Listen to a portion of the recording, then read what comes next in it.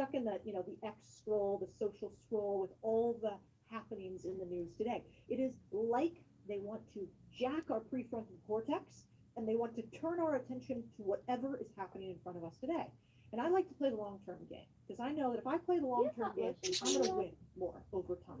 And while everybody else is fearful, I'm going to be greedy, like Warren Buffett has said. And while everybody else plays what happens in 30, 60, 90 days, even 1 year, I'm going to think what can happen over 10. And that's how I have the life that I live today because I thought about this 10 years ago and I started taking action when everybody else said, no, it wasn't a good time. And I kept buying businesses through COVID. And I kept buying businesses through swine flu back in the day. You guys remember that? And I bought businesses in this most recent market. And I bought businesses when whatever president got elected that you didn't like or you did like, I still bought businesses. And my businesses continue to climb in cash flow. So I think there's a difference between capital allocators, people who invest and worry about everyday short-term speculation because they have to, and builders who, when things are happening in the world, we just go, we're going to keep building. And that's the beautiful part about what we do. We can change prices, we can buy for less, we can buy more, we can sell different prices, but we have control of our outcome, not some stock market. And so I just want to say that there's no such thing as timing in buying businesses. There's just time in. Time in business buying and acquisition, time in building. And if you realize that, you'll be one of the few in your life will change forever. And that's at least in my experience. So I think that time is always now. And I always want to make a nod to what's happening in the world around us.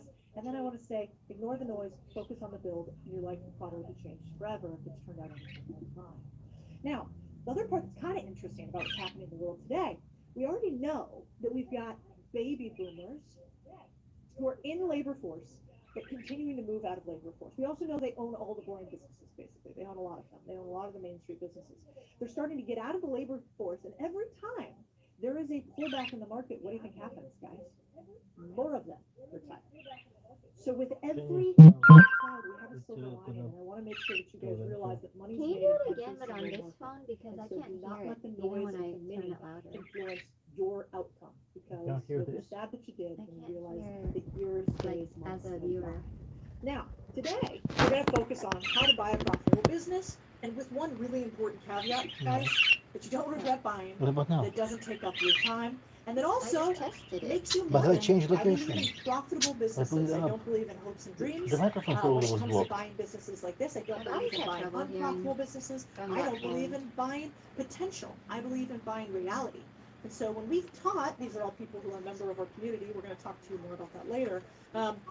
When we've taught thousands of people how to buy businesses, This one's still better. every single time I go, oh, Okay, interesting. then So we know start that it. a nurse can do it. There's a nurse on stage there. Because two We people also there. know that an ad exec can do it. Yeah, There's but an ad all exec them. on stage there. We know that a former Silicon Valley engineer can do it. We know that a It's me, magician Now can it's do one. it. Alex in the middle is a magician. We'll We stay. know that somebody who used to run startups can do it. And it just goes to show me again and again that we can take back Wall Street as everyday people on Main Street.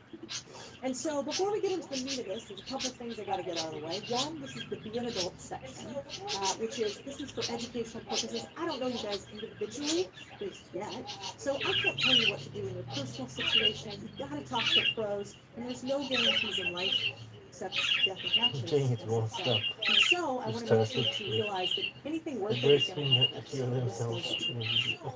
These two ones are my choice. I hate negativity. I really hate when people say, is this live? Is this live? Is this live? Give me a fire if you guys also hate when somebody does that. So, when somebody says, is this live? When somebody's negative, I want you guys to handle it. Because on this call, we believe in something that most people don't believe. We believe in an owner mindset, which is that we don't allow other people to influence our fate. We do not allow their negative energy to impact us. We control the frame. And so help me out in the comments if you see anything kind of gnarly, you guys handle it. Say, nope, not in my house. No negativity. No, is this live? And no distractions. I was You guys wondering don't if have this was time for that. live. You Why guys are is here that for a not a singular valid purpose, and I question? promise to honor that for you. Now, I talked a little bit about owner's mindset, but here's the idea. I think we can have a paradigm shift in the way we think, which is that we should be able to buy back our time, get leverage by stealing other people's homework, namely our homework. And that's what I hope you guys do today. I would love nothing more than you to steal every single one of my secrets. Because what do we know to be true, guys? If I tell everybody on the internet how to buy a business, how many of them will actually do it? How many people are just curious throughout their entire life until they realize they completely run out of time? There are very few serious people out there who are willing to take the risk and do the thing. So I I do this think all to most find people are you. serious, And so I want you to steal every single thing but they're that I not teach serious on the internet. about Because their otherwise, skill there's so set, many businesses that are available, I don't know who will be able to take about over. honing their skill And so I set. sincerely hope you steal my homework and you skip some of my scars. Now, here's the promise. We're going to show you a high-level framework, how to buy profitable businesses that you actually like owning, that's real important, without having to spend millions unless you want to. Now I do buy businesses for millions, so there's probably some pros on here who can spend millions and millions of dollars on businesses. And there are probably people on here who are like, I don't have a ton of This cash, one but I have expertise, I will have be you. hustle, and I have ability One to will be you. So we're going to find something for Only you. Now, the most important thing, that one of my mind shifts in life, is it basically happened when I realized that most of us are actually not able to spot opportunities around us. And I talked about that, talking about the reticular activating system. Basically, the idea is this. How about now? Josh, a member of our team, had this beautiful example where he said, all right, before he worked with us, Josh had been an exec pro for like 11 years. Serious guy, super smart. For 11 years, he had never bought a business. Then he came into the community, started listening to all the things that we did. Within 3 years, he had bought multiple businesses. You guys tell me, what do you think? Do you think that prior to meeting me in our community, Josh had never had a good deal come across his lap? He had no deals at all for him? What do you think? Yes or no? No. Of course he had deals go through. So what happened? He wasn't able to actually recognize what a good deal looks like. When he looked at this rock, he thought he saw a rock. He didn't realize that inside of this was a diamond.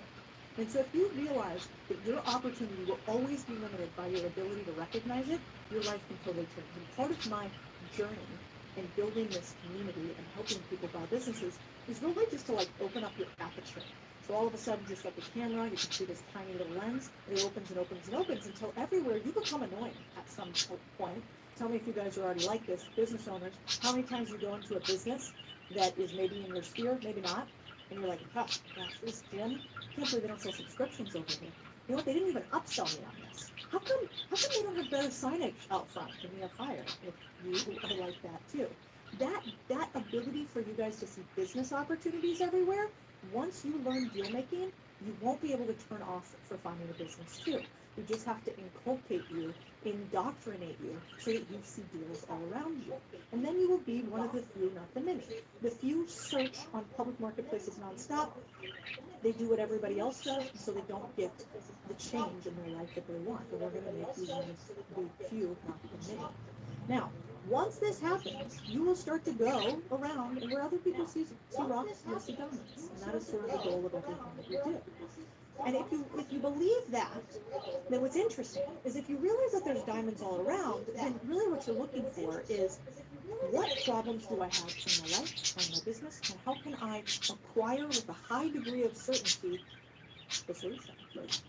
And so let's say you need more clients, you have a business right now, why can't you buy other companies that are in your same horizontal sphere? Why can't you sell more things to your current clients, thus increasing the average order value, the lifetime value of your clients by doing vertical acquisition, and acquiring, let's say, another company that allows you to vertically integrate. We did this with a company that does videos, for instance. How come, if you need more cash flow, you can't buy your cash flow, as opposed to guesstimate on open play that the startup that you go and build will eventually one day make you money? Which how many of you guys realize that you're basically paying for many years for the potential eventual right to make profit? Just give a little yes if that is something that you guys are familiar with. And then finally, let's say you need income overall. You don't just want one additional income stream, you want to completely change your career trajectory. What? Well, the numbers show that entrepreneurship through acquisition, aka buying businesses, makes a higher income over a 10-year period than traditional employment. So you could actually buy your income. Every moment Now, I'm I'm not gonna saying break this it. is easy. I'm not saying today that you're pursuing people. It's not easy, it's hard. But I personally think that anything that is easy is really worth it. Many of the Okay. things that are hard are actually worth it. And so, the truth of the matter is that while it is easier to start a business, it is way harder to make a profitable one. In fact, we've never had more businesses created and less profitable businesses created. And that is why we believe in acquisitions. Because we don't want you to guesstimate and potentially try to earn with hopes that one day your income may go like this. We want you to buy additional income streams, It buy stopped new clients, doing it. buy increased It's not hold anymore, so Jen. that you have a flywheel that keeps on turning. This is what the richest people in the world do. In fact, no billion-dollar company has ever been created that we can find that has done acquisitions. For part of getting to be a part of the very, very wealthy. Now, if we haven't I don't met, want to hold some of on you guys stuff. hopefully do you guys, otherwise I don't know how you got here. But if we haven't met, it started for me more than 15 years ago. A woman never tells your age, but plus or minus. I was maybe doing something that you guys can relate to. I was working at Goldman Sachs and State Street and Vanguard and First Trust on Wall Street, working for all of these different companies for many, many years. And I learned their secrets, but tell me if this relates to you guys. I was working a ton, 60, 70, 80-hour weeks. I was pretty miserable at work, actually. I had those golden handcuffs. Anybody got those? Where I made a lot of money. But I actually didn't have a brilliant business idea. I was pretty scared of failing, and I didn't have another plan, if I'm perfectly honest. I would have never admitted it at that time. But now I'm like, I didn't have, the Tesla idea. I didn't have, the big startup idea. And so I felt trapped. And so I did something quietly on the side, which I actually recommend to a lot of people. I like people to start their first acquisition while they're running another business or while they're employed. I think that's a very underrated way to do it. I bought my first business, and that first business in this instance was a laundromat. And this laundromat, I didn't tell anybody, it was super quiet, and that grew into eventually a bunch of Main Street businesses or boring businesses. And that has led to a portfolio of businesses. Now it's led to a venture capital fund. It's led to a holding company. It's led to this company that you're at today. But the reason that I tell you these other things is because I've been in all of your seats. If you are in your journey right now as a business owner and you want to grow as a business owner, I've been there. If you don't have a business but you want an out, I've been there.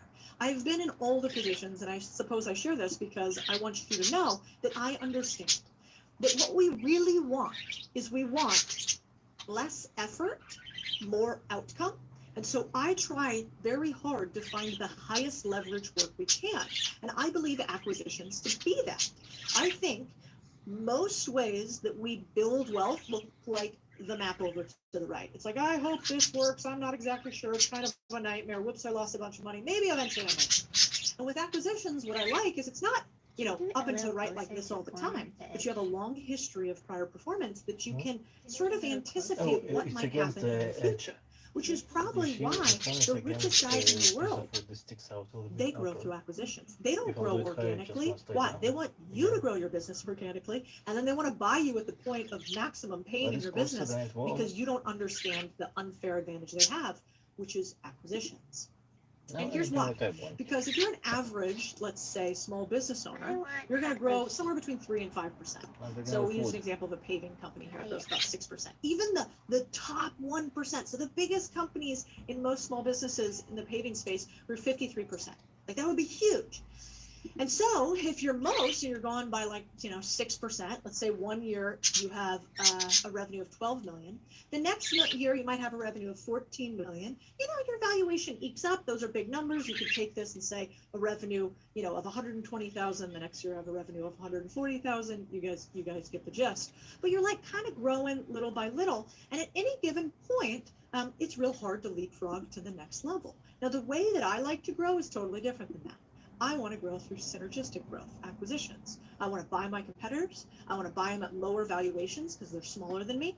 I want to use creative financing in order to do it. And so when I grow my company, year 1, I might be doing 6 million. Year 2, I might be growing 19. Why? Because I'm so much smarter and I did organic growth better? No, I'm not that much smarter. I don't know how to do that. I want to do it because I did better deals. And I thought like Wall Street as opposed to Main Street. So I started to share what I was doing with others 3.5 years ago. And I realized there are a couple things that you guys need that on Wall Street we just learned, and in Main Street they didn't teach us. We need to reanalyze the way we think about startups versus buying. So I call it build versus buy. Nobody really told you that while it is, on average, potentially more expensive to buy a business to start, when you look at the risk-reward trade-off, I think that we were sold a bag of goods. They want you to start companies so they can buy them, but the pros know that we actually want to buy companies over time. We want to start companies when we have something we can't sleep for the want of doing, and that is how we get unfair outcomes with unfair exits. So I became pretty confident that this was possible for other people to do, but I wasn't sure. I'd done it by myself. Then 3.5 years ago, I realized, wait a second, let's start teaching other people. And over the course of the last 3.5 years, we've taught 5,000 people how to buy businesses.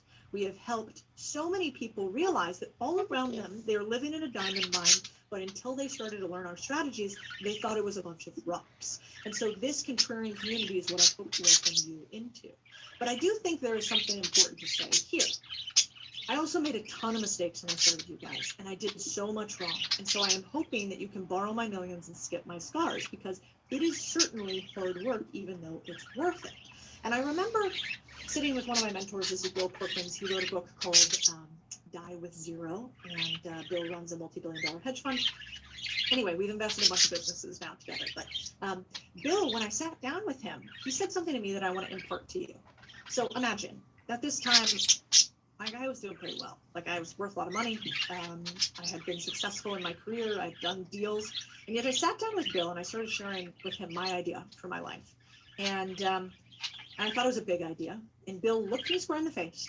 And at the end of my little spiel, he said, do you think that you've been around small business for so long that small has infected your thinking?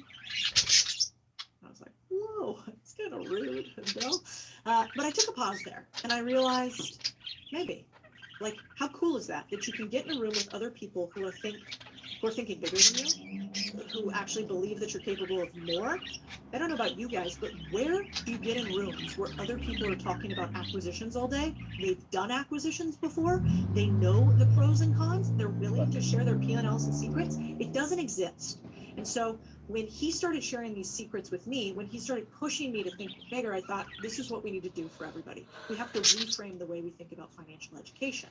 And the reason why I think we need to do that is because I would much rather you guys own your communities instead of these guys. Look at this. BlackRock. We got some of the biggest companies out there in the world. We've got BlackRock, we've got Blackstone, we've got KKR, we've got Carlyle, we've got CVC. Look how many companies these guys own. Our pushback is that we start owning them instead. That is the plan. So today, let's go into detail about how do we do deals if you don't have a ton of cash. If you do, we'll also break down how to use money intelligently without sort of netting out huge risk on your side. How do we do it time efficiently overall? So I think there's usually about 3 types of owners in the room today. And I say owners because if you're on this call, you already have an owner mindset. You're already more of a serious human, I think. But you're either an aspiring entrepreneur who feels kind of stuck in a 9 to 5, a small business owner who wants to grow more, maybe, or increase income, or a serial entrepreneur who's like, I need to go faster. I want to do what the big boys do.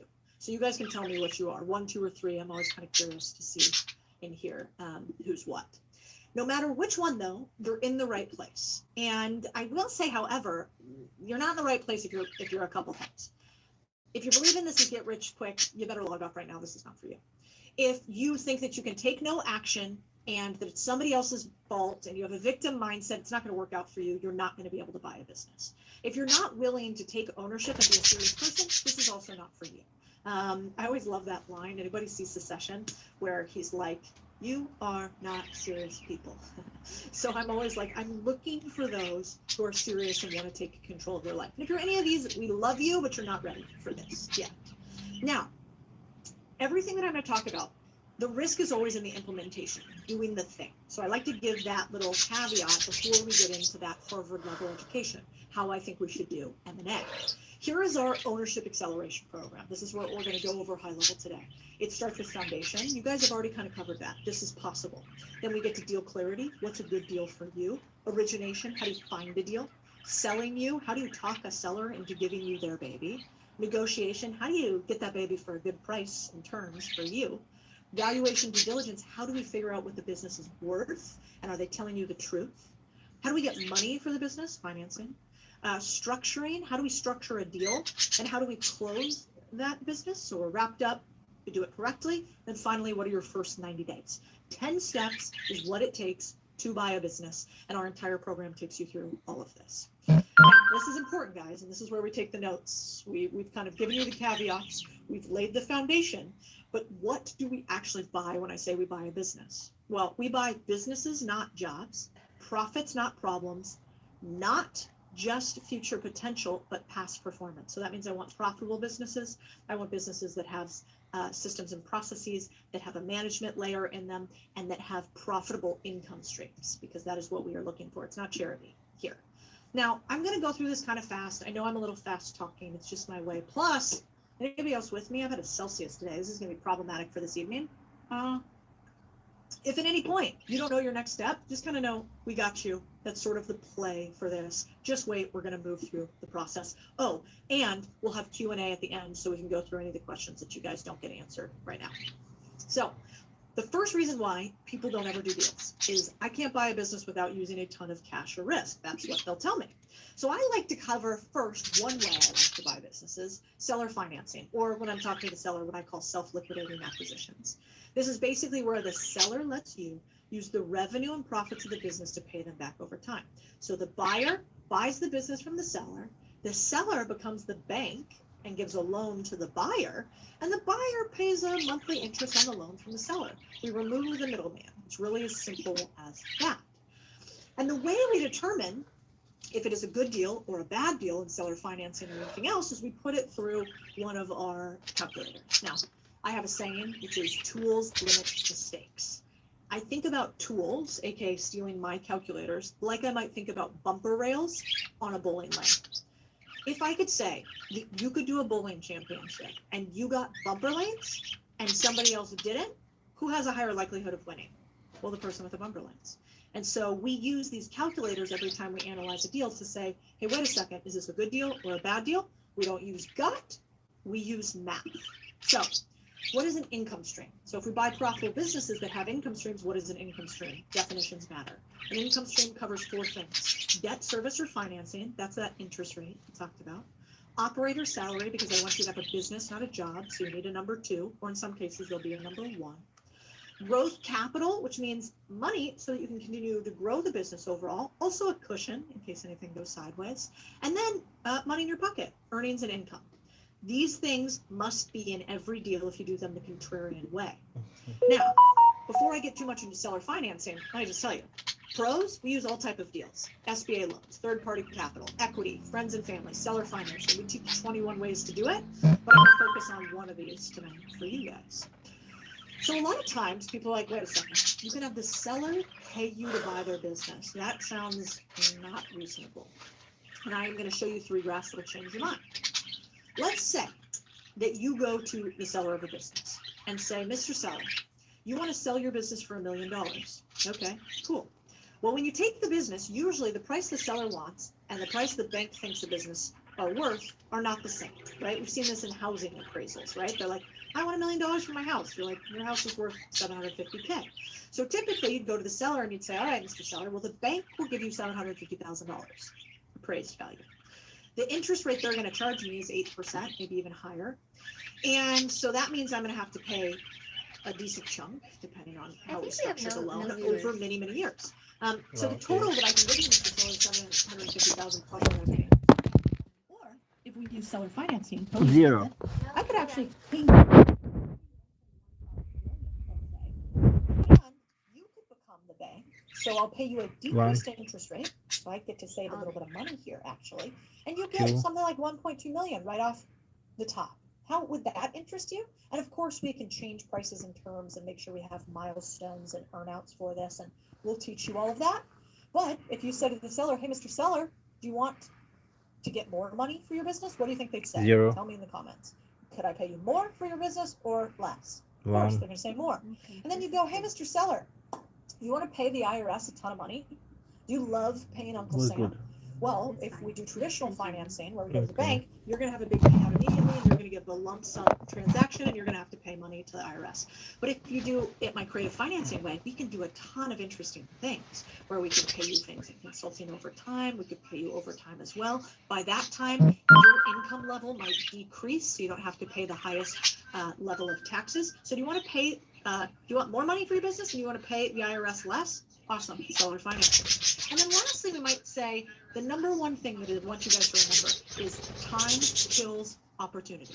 The more you wait, the less money you make in every deal you do. And one of my best mentors taught me that.